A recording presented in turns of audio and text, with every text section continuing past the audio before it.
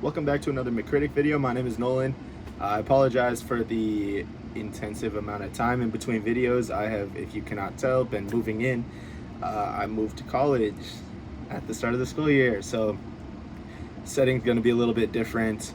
I'm trying to make up for it with cool decoration, especially this comic, which I'm going to be talking about the Marvel Zombie show today. But yeah, bear with me as I adjust to this new space. So today we're going to be talking about Marvel Zombies, the TV show. It's a 4-episode series that just released on Disney Plus. It is a continuation of the What If episode, where when Ant-Man and Hank and Hope go to the quantum realm, instead of finding Hope's mom, they find zombies instead, and they bring that back to the real world, and everyone gets infected by zombies. In Marvel Zombies, we find Kamala Khan, Miss Marvel, Blade, Moon Knight, mashup of the two characters, Spider-Man, and other heroes, all teaming up and trying to cure this zombies disease. That's about as much as I can say without giving spoilers, because I'm going to be doing a spoiler-free review. And yeah, so I wanted to start off by saying that I don't necessarily like the animation style of What If. It was never really my favorite. It felt like it was trying too hard to be a 3D comic book, but it wasn't necessarily doing that very well. That's kind of how I felt about What If. But with Marvel Zombies, it's essentially the same animation style. It was alright. I thought it was, the animation style didn't really improve much or, like, get any worse. This was an R-rated show, so there was a lot more blood and, like, a lot more animated gore in this show than there is in What If. You didn't really notice it much. It wasn't striking as, like, wow, this is rated R. It was more just, like, a subtlety of there being blood when zombies are killed, and there wasn't really any language or anything else that would make it rated R besides just the blood. I liked how creative it was. Well, I thought the creativity was cool when it came to, like, the characters and everything, but it also could have used characters like the comic does, that, like, they could have incorporated the Fantastic Four, they could have incorporated the X-Men, they could have incorporated any other character, but they stuck to only MCU characters, which I thought that was okay, just because it is a continuation of an alternate MCU timeline, but I kind of wanted to see a little bit more from that. I also didn't really like how every episode kind of starts off with a flashback, and then you get told the story after the flashback. It just kind of felt formulaic, and, like, there's only 4 episodes, so you get tired of it fast, especially because they're not very long, so you're seeing flashbacks not very far in between from each other, but enough where, like, it annoys you to see 2 flashbacks. Another opinion I had on this is I thought R-rated Spider-Man was really cool.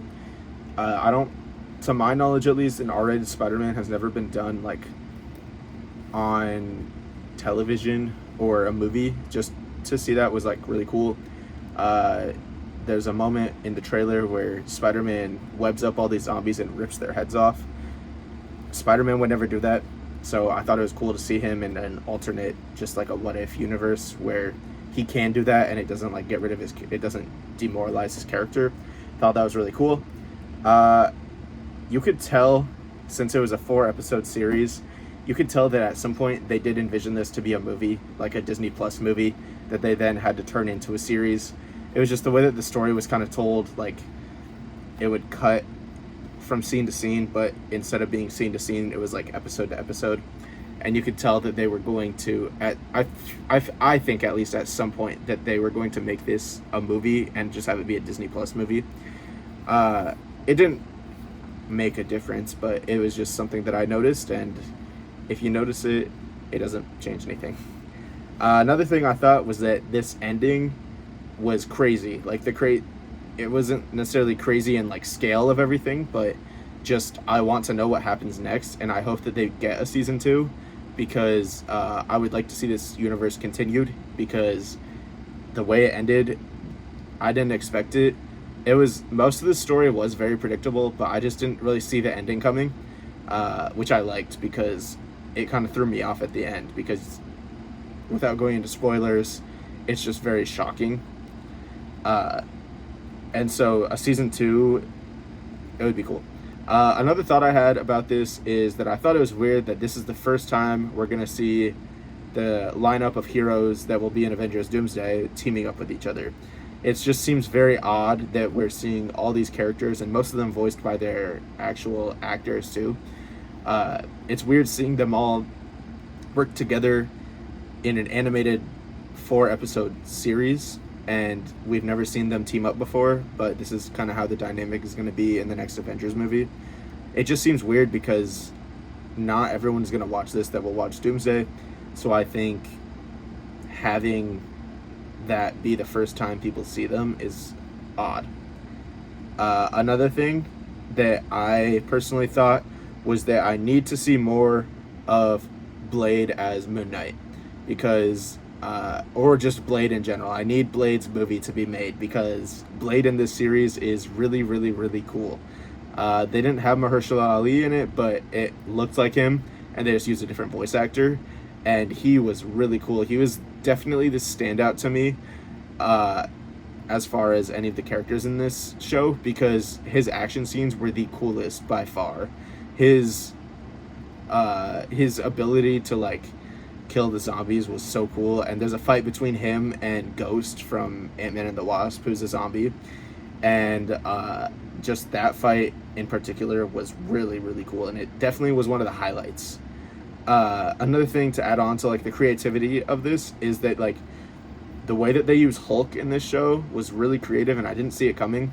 Just the way that they use him is original. I don't know if it's ever been done in the comics before, but they've definitely never done it in a movie, and it was just it was cool. It wasn't, I think a lot of people might have a nitpick about that, but I thought it worked with the story, especially after the continuation of that What If episode. I think the way that Hulk was used in this worked very well. Same with Thor. I thought it was cool. Thor didn't have much screen time, but from what he did, he kind of served a small purpose to the story, and I liked the way that both Thor and Hulk were used. Thor very much mirrored his counterpart that he has in Avengers Endgame, because What If's episode of Zombies takes place during Infinity War, and then Marvel's Zombies takes place 5 years later, kind of like showing that Avengers Endgame and Infinity War time gap. So kind of makes sense how Thor's story ties in there. And overall, I think this is a very good series for Marvel fans. I think a lot of casual audiences might just look past this. I think it's worth a watch for sure, but I understand if people don't like it. I can see why some people would nitpick it, just for some of the reasons I said, that like they could have used more characters that aren't MCU characters, and they could have expanded more on that. But overall, it was a very good series. I would give it 3.5 out of 5 stars. And if you have the time, check out Marvel Zombies on Disney+. It's for sure worth a watch, and it's only about 2 hours. If you made it this far in the video, I want to thank you for sticking around. And also, I will be doing a review on Peacemaker Season 2 and Gen V Season 2 when they both are done releasing. Peacemaker should be in about 2 or 3 weeks. Gen V should be the week after. Stick around for that, and thanks for supporting the content.